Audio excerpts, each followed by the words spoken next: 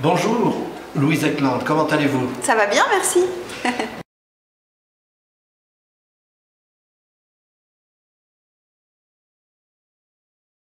Louise, à 10 ans, c'est une bonne élève, mais j'ai dû vraiment travailler pour tout ce que j'ai.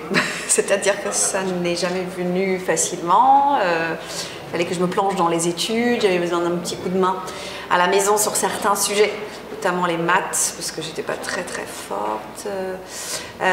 Donc plutôt sage, travailleur, ou travailleuse, on dit, si on est une fille. Sage, travailleuse, voilà.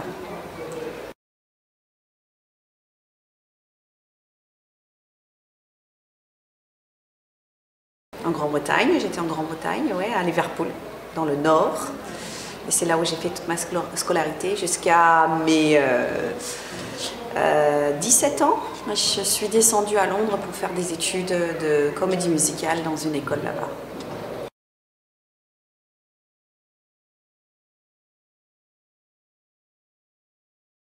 Alors, comment je suis devenue présentatrice? En fait, j'ai fait de la comédie musicale, donc une formation chant, danse, comédie.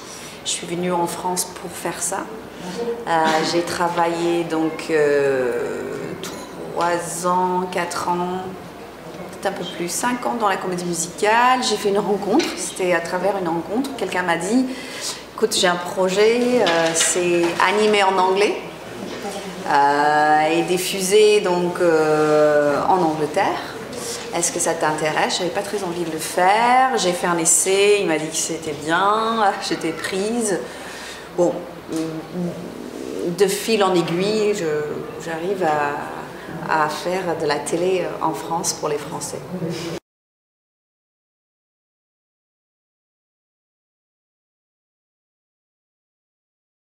Prédisposition artistique, disons que ma mère elle est prof de danse et mon père chante bien et ma grand-mère prof de piano, donc artistique, oui, on peut dire ça. C'est un truc de famille.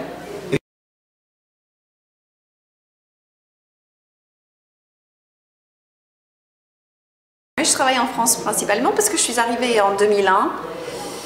Puis j'ai eu la chance de travailler et continuer à travailler et avoir pas mal de contrats et de propositions. Donc en fait, je pense que effet boule de neige, un travail en emmène un autre. Et puis j'ai pas arrêté de travailler, donc du coup, je n'ai pas cherché à retourner dans mon pays spécialement.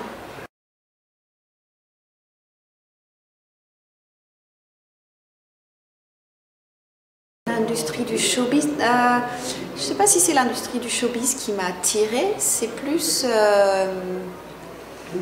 comme je dansais, chantais, jouais, j'étais passionnée de ce que je faisais et que l'idée d'en faire mon métier, de faire quelque chose que j'aime tous les jours, ça me faisait plaisir. Donc c'est venu de là. C'est pas vraiment le milieu entre guillemets du showbiz qui m'attire, c'est plus la discipline, la danse, le chant, la comédie et puis aujourd'hui l'animation qui fait que je suis passionnée. Enfin, je suis passionnée en fait. J'aime beaucoup ce que je fais.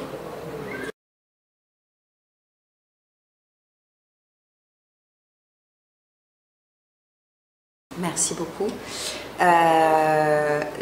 Les Jeux Olympiques de Londres, où j'étais dans ce bus en direct qui se baladait partout, était vraiment... c'était extraordinaire, c'était une expérience de dingue. Déjà pour une Anglaise qui puisse...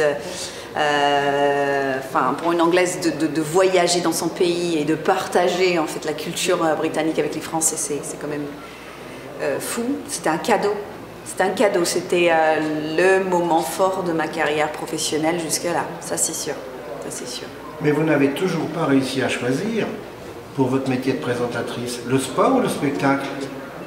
Je n'ai pas l'impression de devoir choisir en fait entre le sport et le spectacle. J'aime les deux. Je pense qu'en France, on aimerait bien que je choisisse parce qu'on aime bien les boîtes. Hein. Mais peut-être parce que je suis anglophone et et que je réfléchis différemment et je me permets de faire les deux et donc du coup c'est peut-être plus facilement acceptable en tant qu'étrangère pour les Français.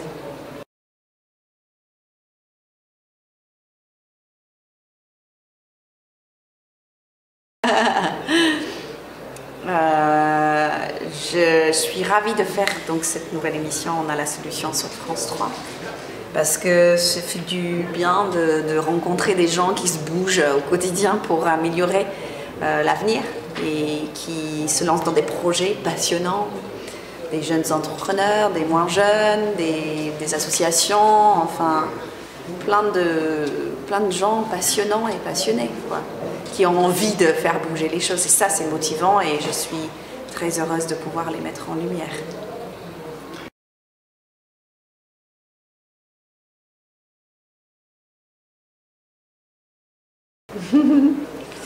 Bah, moi, les petits Français, c'est évidemment un clin d'œil à nous, les petites Anglaises. Puisque depuis que je suis en France, il n'y a pas un jour qui passe où il n'y a pas quelqu'un qui me dit à nous les petites Anglaises. Alors du coup, je me suis dit que le titre était chouette et c'est une lettre d'amour, c'est une lettre d'amitié pour vous valoriser, pour vous mettre en valeur, pour vous dire que vous avez un pays exceptionnel et voici pourquoi. Un regard extérieur, humble, j'espère, mais documenté et j'espère drôle parce que j'ai injecté quand même pas mal d'humour dans le livre.